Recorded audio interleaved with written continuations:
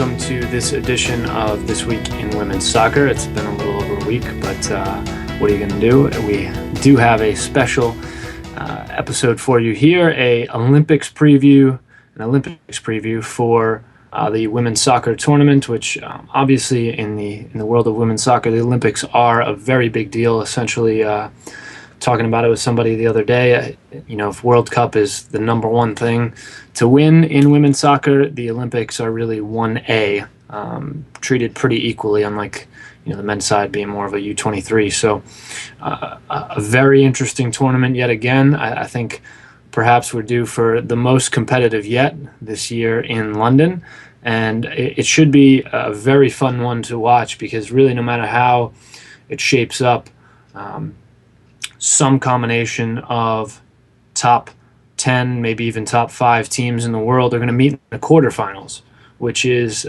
pretty incredible, and it's going to make for some things we'll probably call upsets. That the fact that perhaps a world champ or a defending Olympic champ could potentially go out at that stage only in the quarterfinals, but it's just the reality of the women's tournament, and it's pretty stacked.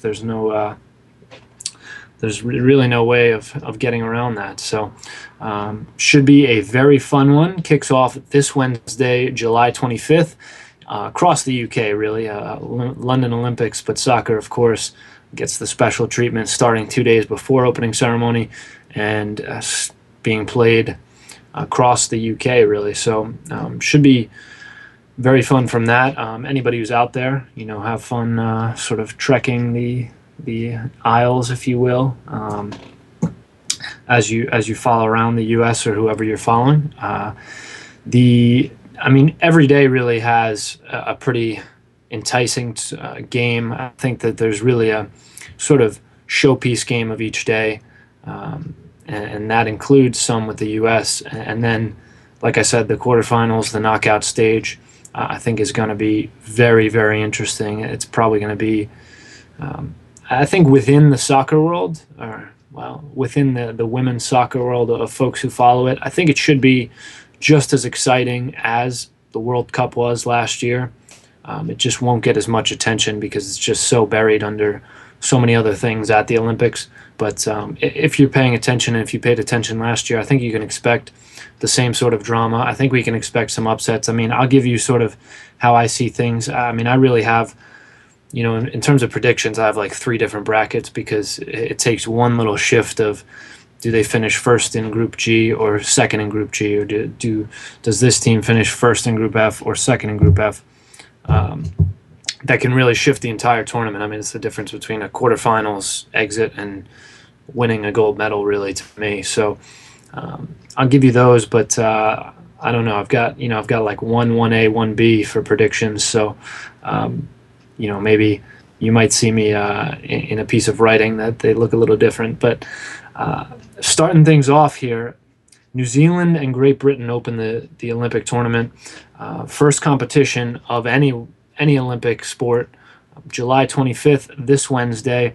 That'll be 11 a.m. local time. The hosts should have a good following. I think that's going to be a very tough game for New Zealand, because not only are they kind of overmatched, they're going to be up against a crowd that's reported at about 40,000 at this stage for tickets sold, which is a very, very strong showing. I would have to check. I believe that would be, this is the first time that Great Britain has competed as a women's soccer nation, so it would certainly be a record for them. But even for England, the English women, which is basically what this team is, save 1 or 2 players, that this will be the best turnout ever for women's football in that country, in those aisles, at least since if you read up on the Dick Kerr ladies, the club back in the day of the 20s, who were quite popular and successful. So New Zealand, Great Britain to kick it off. I think that shouldn't be too much trouble for Great Britain, but I think they could be susceptible to some nerves playing in front of that crowd. It's not just playing in front of that crowd. If they allow themselves to sit there and think about it, and that'll be the worst thing that they could do for themselves, they're carrying essentially the weight of that nation or those nations on their shoulders at that point as the official start to the Olympics, well, the unofficial start to the Olympics really before opening ceremony. But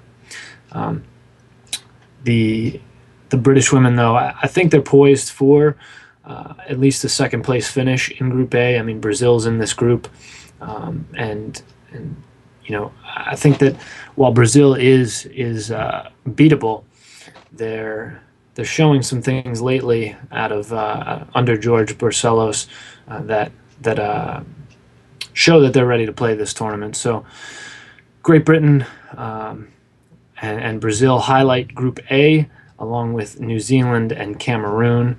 And I think that really New Zealand is probably looking at a third place. I mean, they're certainly looking at a third place finish, but they're probably looking at one of those third place slots in the knockout stage, where, because there's only 12 teams in this women's tournament, that the 2 of the 3 third place finishers go through as well, which is probably a good time to bring up the format for you. So Group A, we've got Brazil, Great Britain, New Zealand, and Cameroon. Group A, I'm calling them. Wow. Group E is what I meant, of course. Group E, officially the first women's group. Group G, we've got the Japanese, we've got Sweden, we've got Canada, and we've got South Africa.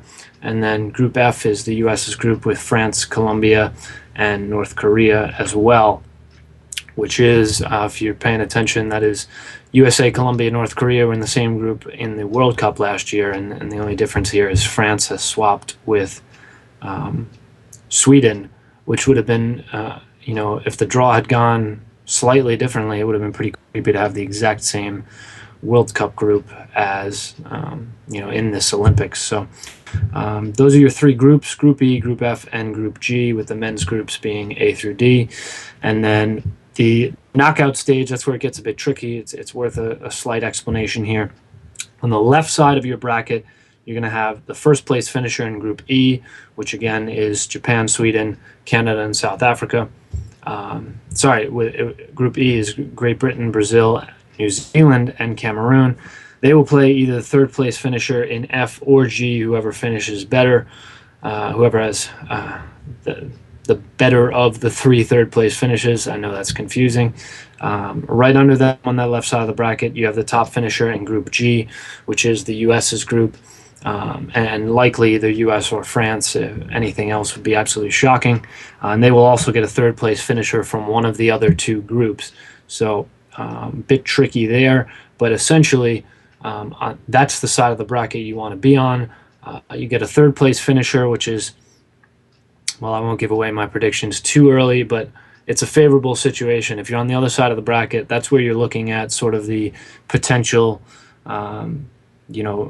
maybe playing a Japan, maybe playing, maybe a US-Japan matchup. So you definitely want to be on that left side of the bracket. And then on the right side, you have the top finishers in Group F, which is Japan's group, and could very well be Japan. If it's not, it'll probably be Sweden. And either way, it's a very tough matchup.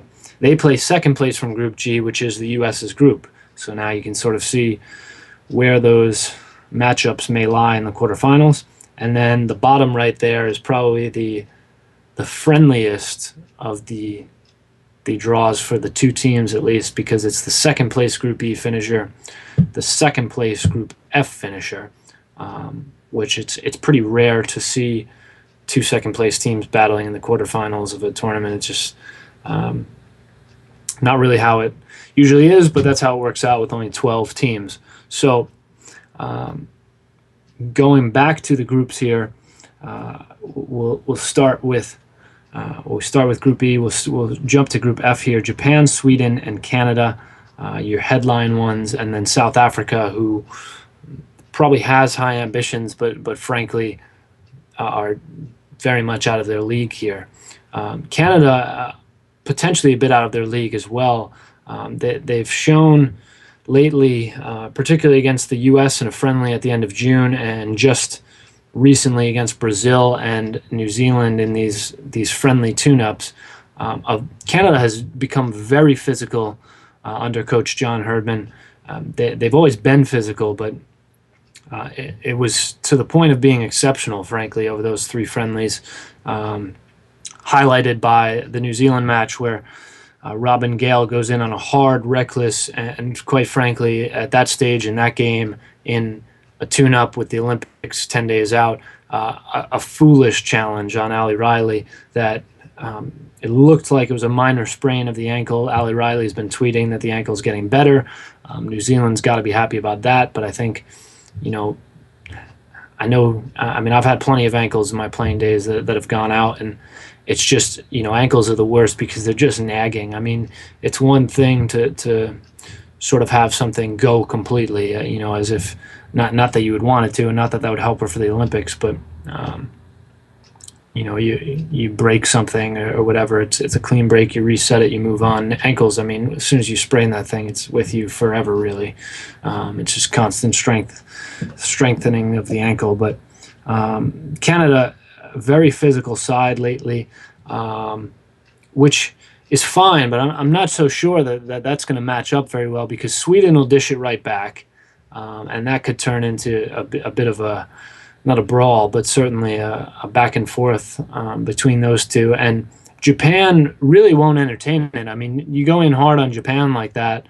I mean, Japan at its best anyway is just going to pass it right around you. They're not going to worry about you sort of coming in and tackling through them, because the ball will be off their foot before you can get there.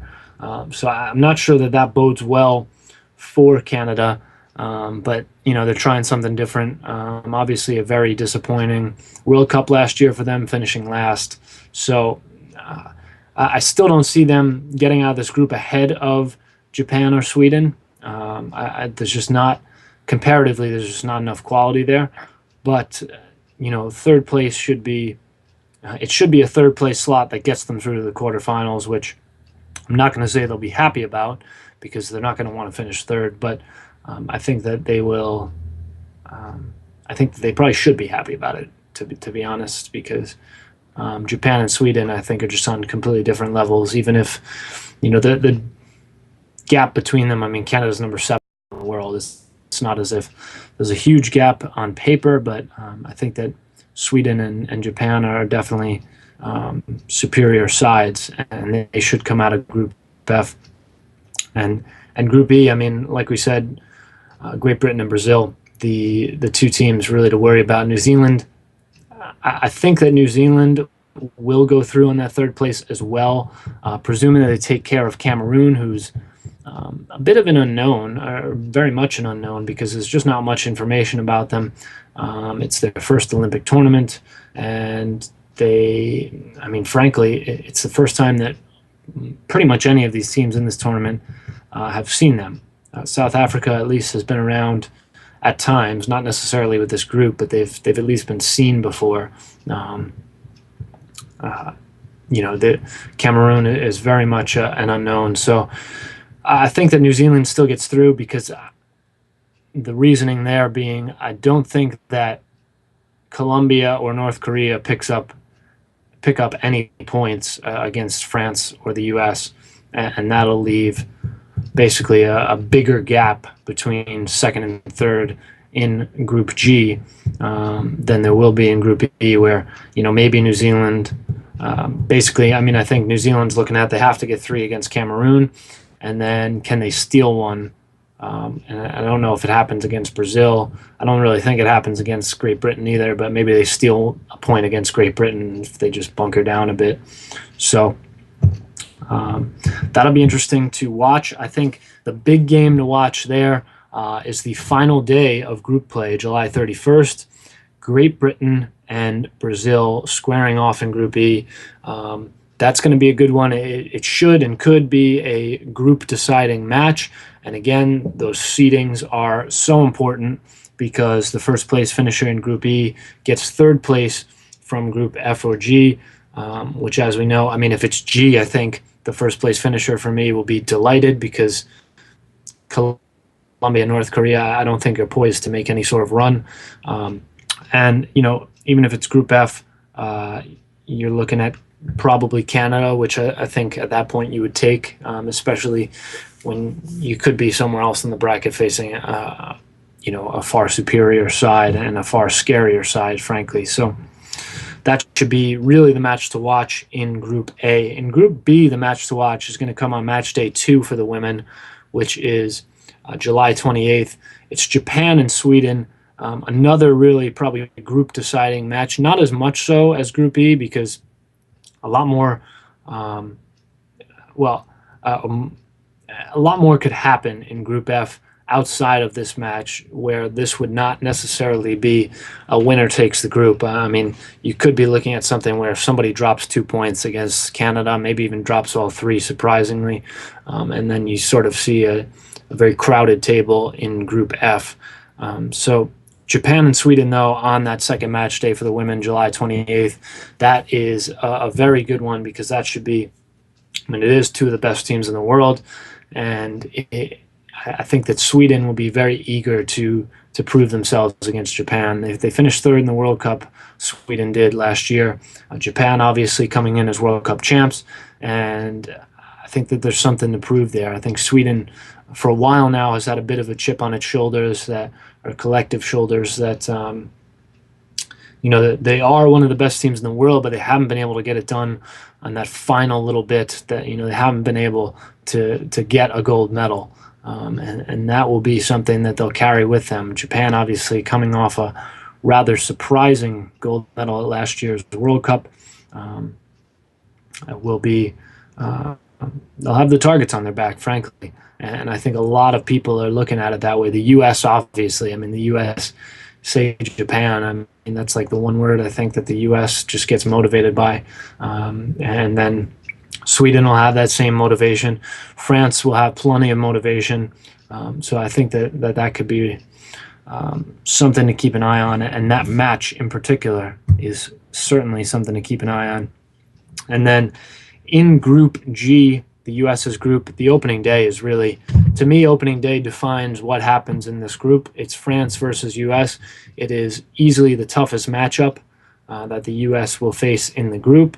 And it's a very winnable one for France, frankly. I know that a lot of U.S. fans will be eager to see the team get off to a good start, and it certainly could happen. But, I mean, this game could absolutely go either way. And France, quite frankly, and I know that I've seen people argue with this, and frankly, I don't know what game they were watching if they don't think that France was very much in control of that first half of the semifinal in the World Cup last year. France was very close, a couple of shots going off the post, a difference of inches really, to being in a World Cup final last year and sending the U.S. to a third-place match. So they've only gotten better from what I've seen. I mean, they just beat Japan 2-0 in a friendly on this past Thursday, and that was, France has had some very impressive results, including the World Cup last year. That might have been the most emphatic one, in that Japan, reigning World Cup champions, going down to France and being beat in Paris. I don't want to say handily, but certainly convincingly by the French.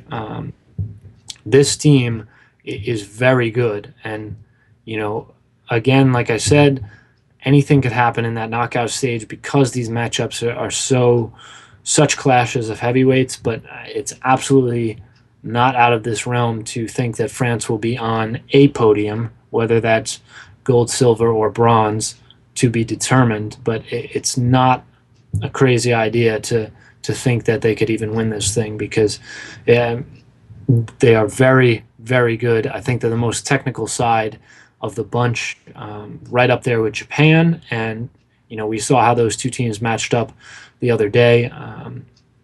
Japan lacked a bit of kick, to be frank, on Thursday. They just didn't seem to have that extra gear, and France really took it to them. I think Japan was kind of taken aback a little bit, and they seemed a bit surprised really at how good France was, and they just weren't able to cope with it. So we'll see if they make that adjustment in these Olympics to sort of be ready, because this could be a matchup in the Olympics as well. I think that's really the fun part, is that there's a strong possibility that a quarterfinal is either Japan versus US or Japan versus France, which either one would be absolutely delightful. We'd rather see both, I think, in more of a gold medal stage, but that'll take a bit to happen. So those are your three groups. Those are kind of how they shake out.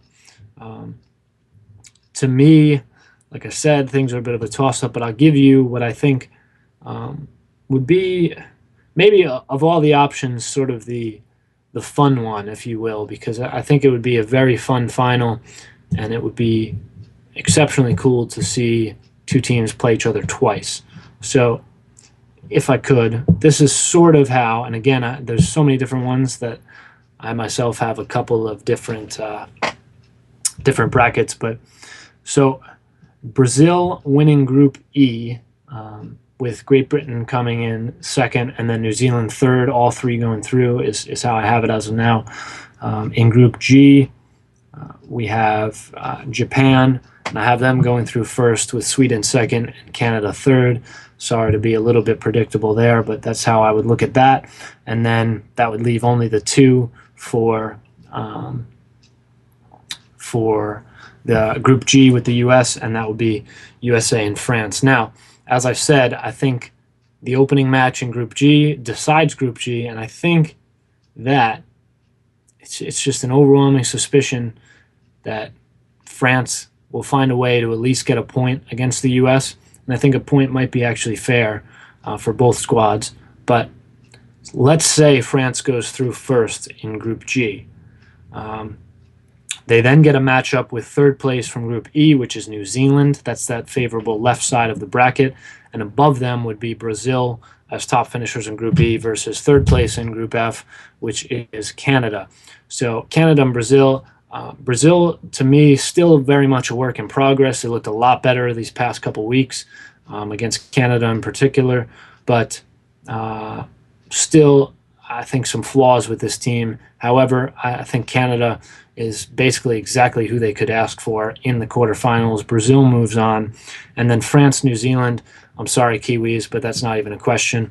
We're looking at a Brazil-France semifinal in that instance on that side of the bracket. On the other side of the bracket, that would mean the U.S. finished second, having to face, if it goes like that, Japan, in my bracket anyway. And Japan-U.S., obviously a World Cup rematch, World Cup final rematch in the quarterfinals, which is pretty juicy and pretty disappointing at the same time. I do think the U.S. would go through on that. I think they finally sort of figured out Japan. And Japan in these past couple weeks, particularly that game against France, was concerning because there was a lack of urgency, and you cannot have that if that continues in the Olympics.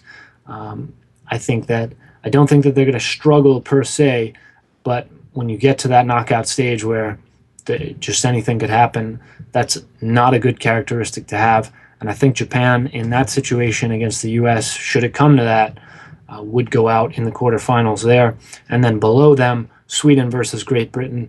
There is a chance here for Great Britain to make an upset run into the semifinals. It almost happened in the World Cup last year, but I don't quite see it here. I think Sweden would win a game against Great Britain. The two teams did match up on Friday, this past Friday, in a friendly, and they drew 0-0. I don't know how much we take from that game. It was a bit of a slow game, bit of an ugly game at times, and certainly 0-0 doesn't exactly emphatically tell us that either team is holding a great advantage. But it's a possibility for Great Britain to get through on that matchup. I don't think it happens, though. Setting up, again, in my sort of hypothetical bracket here, the Sweden-US semifinal, which we all love, don't we? I mean, come on.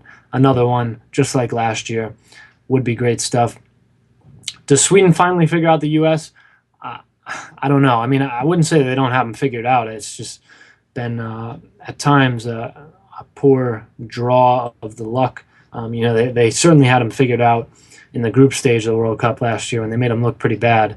And then, in the rematch, not the rematch, but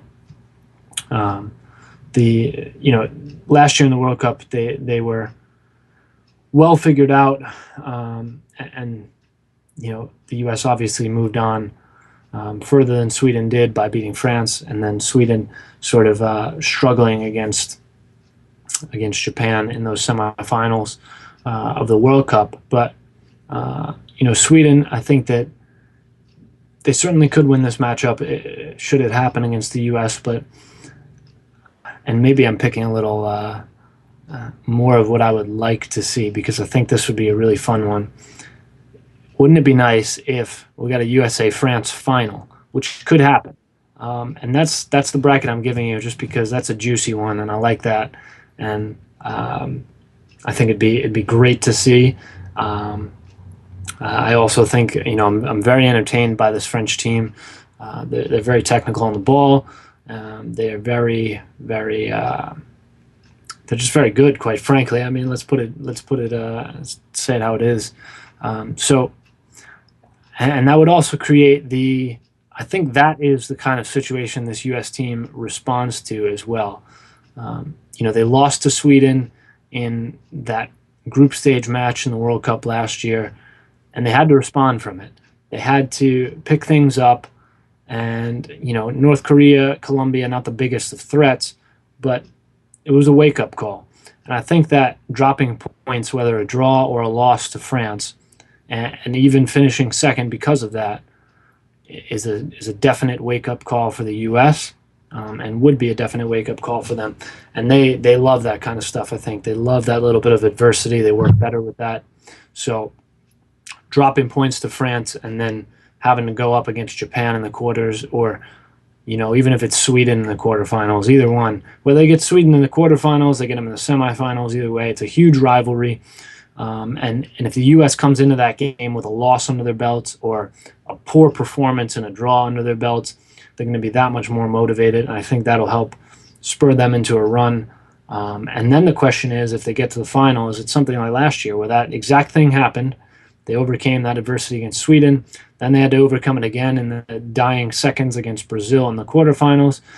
They had to overcome it in the semis, really, against France when they struggled but pulled through, and then lost to Japan. What happens in that final? And I'm going to say USA-France final would be an absolute delight, especially meeting for a second time, because there's so much drama there when teams meet for a second time in 2 weeks like that. So, and you're probably wondering who wins that. I'll leave you hanging on that. USA-France final. That's a bold enough prediction from me. You don't need a winner. But, well, I think as much as the French are fun to watch and could make the run, I think in that case probably the silver medal might be just for them, and the U.S. would be an unprecedented third straight, which would be pretty incredible. But really, that's sort of early days predictions. I think, to me, the real predictions are after the group stage, right before the quarterfinals start, when we see how things have shaken out, see how teams are matching up, and what makes the most sense, because there's just so much that's, throw some darts at the wall, see where they land, is really how the quarterfinals look right now for the women. So that's sort of one way I see things shaking out. Hopefully that helps all of y'all get used to some of the storylines of this women's Olympic tournament. There's so many of them. There's so many quality teams, and I think it speaks to it that with only 12 teams, the talent is so concentrated that if you haven't noticed, and it's easy to forget at this point with all the commotion of the teams that are actually in it, but there's so many good teams not here, and the highlighting, the most obvious one of that, Germany, who was supposed to win the gold medal at the World Cup last year until Japan decided to be, pull the upset of all upsets in women's World Cup history. And then, Germany, I think, would have been favored for, a gold medal here, or at least favored to, at least one of the favorites, one of the heavyweights in the Olympics here. And they did not qualify because of that loss to Japan. So look for them in 2015 to be extremely, extremely motivated. But I thank you again, folks, for taking the time to listen to us on This Week in Women's Soccer. Hopefully that was informative for you all. And looking forward to this tournament. Both the men's and the women's should be very good. I know There's a varying level of respect for the men's one because it is a U23, but it should be a very fun tournament. And the women's one as well, I think, will be delightful to watch. And of course, got to put a little plug in. You can watch it all on NBC. So check that out.